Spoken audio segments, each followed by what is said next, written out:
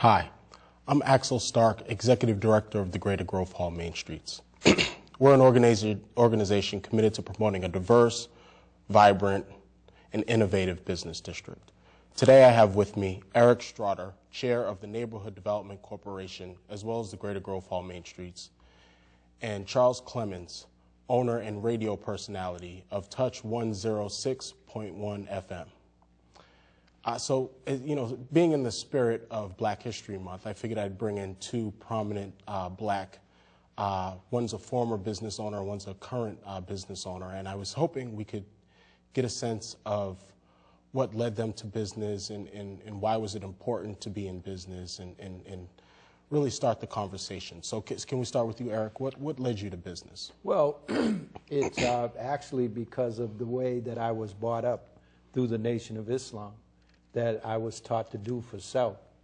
I was a part of the nation at 10 years old, and so up until I was about a grown, I've always had the ambition to go into business. And the first business I went into was a construction business when they had the Burt Project in Grove Hall. Of course, that was before you and Charles were born. And I used to have a drywall company. And it was pretty successful, but then of course when you're in business and you have to reach out for financial assistance and stuff, and I went to the banks told me that I was too young and they wouldn't loan me any money. Then some years later, I went into the security business, and at first I was, like most people that go into business, I was very cautious, very laid back, wanted everything. And then I actually went to a few seminars. That was back in the day when they were doing the big housing thing, how you could own houses with no money and stuff. And the one thing I walked away from that is that you can't lose what you ain't got. And so that I realized that if I didn't have nothing, I had a home, but I was so in debt with that they couldn't take it. Anything else didn't matter. And I started Strotter Associates. And I started it in the basement of my home, and I decided that I was going to be the best company in the New England area. And I did reach that. I was the best person of color business in the New England area, and I was 12th among the majority security companies in New England. Wow. That's a tough lead to follow. So, tell us a little bit about your business, Brother Charles, and kind of how you're integrated into the community. Well, first, Axel, thank you very much for having me a part of the Main Streets BNN program. Like Eric, I was introduced to the Nation of Islam at the age of 10 years old, and growing up listening to the Honorable Elijah Muhammad discuss doing for self. Accomplish what you will, the Honorable Marcus Garvey. And I remember one of the first businesses that I had, which was a lemonade stand. Oh, yeah. A lemonade stand. We moved from Mission Hill Projects to Dorchester, and to a single family home. And down in the basement was this desk. And I came up with the idea of, hey, let me go outside and sell some lemonade. Then there was my love for music. I've always loved music, growing up listening to WRKO and WIOD. And from then on, my love for music, I started DJing and MCing. I interned at WIOD back in 1979, where I interned for almost 2 years, 40 to 50 hours a week for free. And eventually got a paid position as the youngest music director in the company. I was in Billboard magazine. Then I became the assistant program director, which entailed listening to the music, suggested music for the radio station. Left and became a concert promoter, hanging out with the likes of Alan Heyman and Frank J. Russo. And then from there, my love with the Nation of Islam Security, I was an employee for Strata Security. I also was a correctional officer at the original Deer Island House of Correction in Winthrop, and a Boston police officer for over 13 years. However, my love for my people, service, providing a service for the people. Every time I went into business, it was never to make money, because I believe that the only people that make money in the United States is the federal government. If you try to make some money, it's called counterfeiting. But I earn money. I've always provided a service. It was never about the dollar. It was about serving people, and I believe God blesses you when you have that idea. So with that music, being in the music industry for over 35 years, I want to give a voice to our community, a black voice, and black not being just a color, black being a consciousness. We have Touch 106.1 FM, the fabric of the black community. We've been on for 5 years with 24 hours. We don't play any profanity. We host the legendary Skippy White, the legendary Time Tunnel, that's been an icon in our community for over 30 years. And R&B, spoken word, gospel. It's a beautiful station. Okay.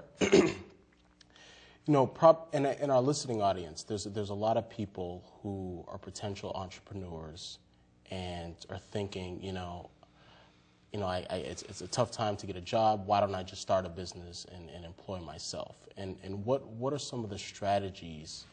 And this is open, and I'd hopefully both of you could touch on it a little bit to really to cross that threshold, and say, you know what, I'm ready to go, and this is what I need to do to start a business. Well, the first thing is you have to check that question. Are you really ready to go? That's the question. Right. Because what happens is we go to bed, or even we get up in the morning, we go to work doing construction. And then after a few years, we say, oh, I'm a journey carpenter. I can start my own business. We never take into consideration all of the things that go into that, because most people don't even realize that you cannot start a business in this society that isn't already in existence. That's the first thing you have to begin to realize. The second thing is then how you have to think about how you can make what you're doing different from all of the other people that are doing the same thing that you're doing. And it's not a 9 to 5, or if you're in construction, a 7-3. It's a 24-hour-a-day thing. When you go home at night and sleep, you get thoughts, and you got to get up and write them down, or something comes up. But most people think that you just go out there, you get a business, you might luck up and get a contract to do something, and then the next thing you do is you go out and buy a Mercedes, or you go out and buy a house. That's not how it operates. You have to really understand and get all of the training.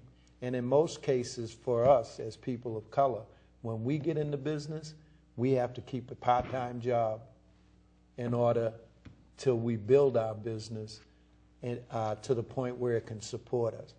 I worked a job for 3 years before I actually went to work in my own business, because I knew matter of fact, I paid somebody else to run my business in the day while I worked.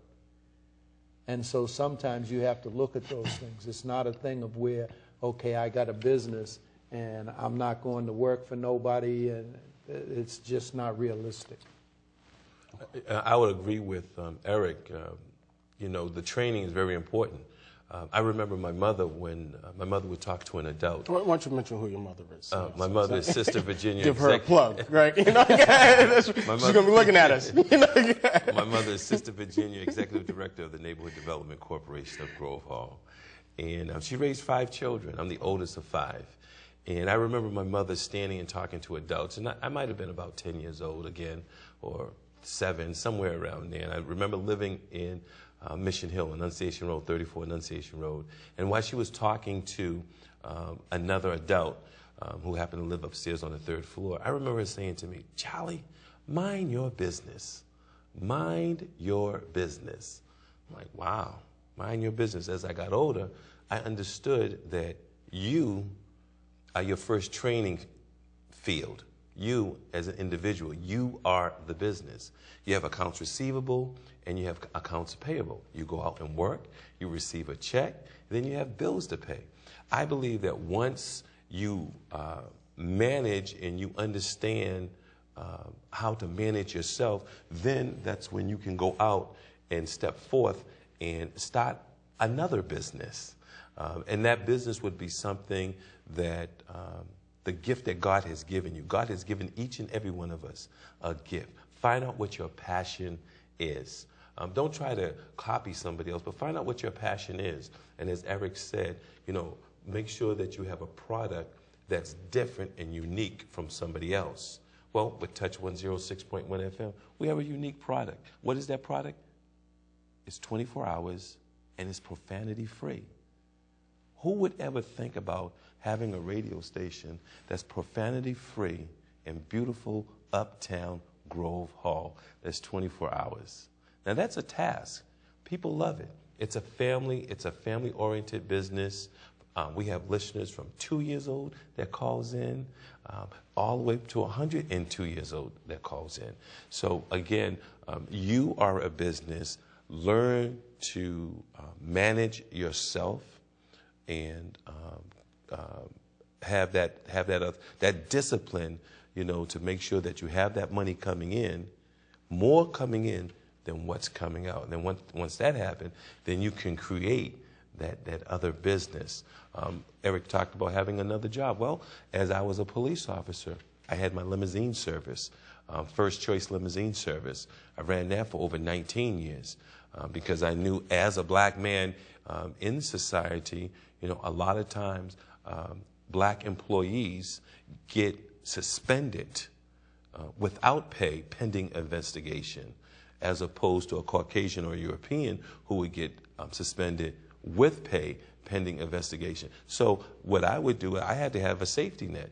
As a police officer, my overtime and my detail checks were stacking. 3 weeks, sometimes I wouldn't pick up my checks, and there were folks that were jealous. Oh, Charles, you have checks in it? Yeah, I know I have checks, but I became a police officer to provide a service, and I wasn't chasing the dollar. And then when you don't chase the dollar, that's when you're successful, when you understand what you're doing. Like I took my security company, I went all the way to Washington, D.C., invited by the Senate, because we were the first company in the country to have special police officers. We protected over 5,000 housing units as well as other things. And we had the best trained officers in the city at that time. And then and here's the other benefit, as I built my company, other companies of color came into existence in the community. And at one time, there was 4 companies, people of color owned them, and we protected all of the major properties in the community. And then when the major boys get jealous, it's another story. But I took my company, I started with $1,800. And in 7 years, I was $3.5 million in 6 states. So when you're dedicated and you understand and you take care of a business like a real business, then you can grow as big as you want. Both, and you brought this up, beautiful Uptown Grove Hall. Both of you provide services or provided services to people outside necessarily of Grove Hall, but you're based in Grove Hall. And I was wondering if you could touch on the importance, because part of what as Greater Grove Hall, we want to promote the Grove Hall Business District and encourage people to locate their businesses in Grove Hall, because it's the optimal place for you to locate and be a successful business owner. And I was wondering if you could touch on some of the strengths that Grove Hall has, for a business and for entrepreneurship. Let's start off with charity starts at home, then spreads abroad. I live in the Grove Hall area. Why would I want to start a business someplace else? Again, remember, it's about service. It's about inspiring other people and other businesses and other organizations. You have to love yourself first before you start loving anybody else. So I'll say that I love my community first. I love my people first. I love what I worship at Muhammad's Mosque, number 11 in beautiful Uptown Grove Hall. You know, getting my clothes cleaned. At the time when I had some hair, I used to get my hair cut in beautiful Uptown Grove Hall. You know, I see some on the sides. Then that means I missed the spot. Yeah. But it's very important that you have your roots where you live, and then it's like a tree and branches that branch off. And the so-called mainstream media, because I call Touch 106.1 FM our mainstream media, but those other medias, whether it be television, radio, print, and internet, they always want to focus on the negative things that happen in beautiful Uptown Grove Hall. Well, it's like an adult. I'm a married man, been married for 22 years, 7 children, 2 grandchildren. One thing I've learned about when raising children, you never tell a child that they're no good, they never amount to anything, because you keep doing that, then they start thinking like that. Well, that's the same thing with media. If media constantly shows the negative things about beautiful Uptown Grove Hall, Roxbury, Dorchester, Mattapan, then people tend to start thinking like that. Well, no, it's not like that. It's a beautiful place. I'm a product of beautiful Uptown Grove Hall. Okay. Did you want to touch on that, Bert? And I support what he said, because in my business, all of the banks and people, the government agencies I was doing business with wanted me to move downtown. How come you don't move downtown? Why don't you open an office downtown? I said, why? I said, I like having you come up here. Because otherwise, if I left here and went downtown, you'd never come up here.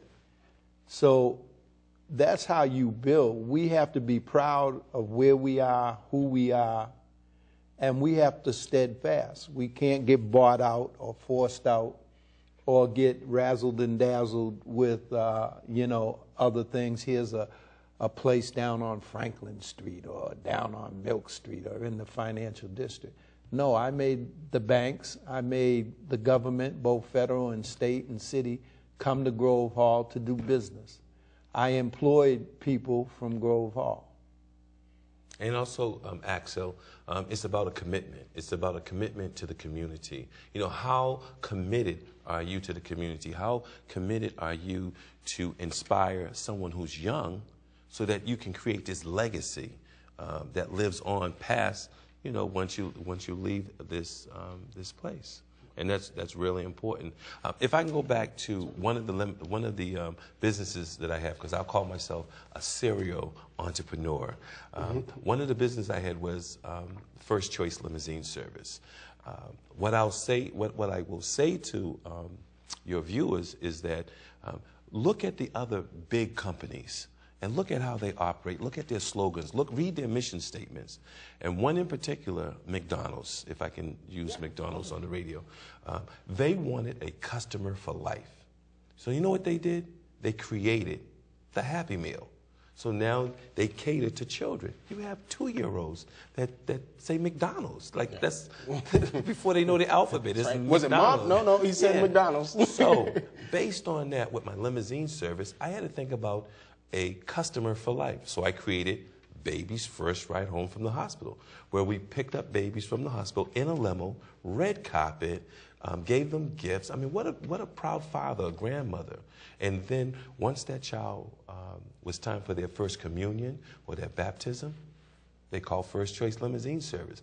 Then the child would have their Sweet 16 and Sweet 15, call First Choice Limousine Service. Then they graduate from high school, call First Choice Limousine Service. Proms, bachelorette parties, bachelor parties. And then it goes on to the wedding. And then anniversary party. And what happens once they get married? They have another baby. And the cycle repeats itself. So I will say that watch the other, the big companies and another company. Gentleman's Warehouse, Sly, Jordan's Furniture. They do their own commercials. Well, do your own commercial and promote yourself. I did all my own commercials because I wanted people to embrace the business, and that meant embracing me also. Now we only have about 2 minutes left, and I wanted to. Is it the New England Urban Music Awards? The New England Urban Music Awards I started about 7 years ago. We have the 7th one coming up May 6th at Hibernian Hall. And again, here you have the Grammys of New England. However, in order to be a part of it, your music, your product has to be clean, informative, and empowering. Okay. Well, great. Well, thank you. Eric Straughter, chair of the Neighborhood Development Corporation in the Greater Grove Hall Main Streets, and Brother Charles Clemens, owner and radio personality of Touch 106.1 FM, fabric of the black community, where you can feel and hear the difference, there you right? got it, you got 365 and a quarter days, right? Again, I'm Axel Stark, executive director of the Greater Grove Hall Main Streets, and I appreciate you spending time with us today. Thank you.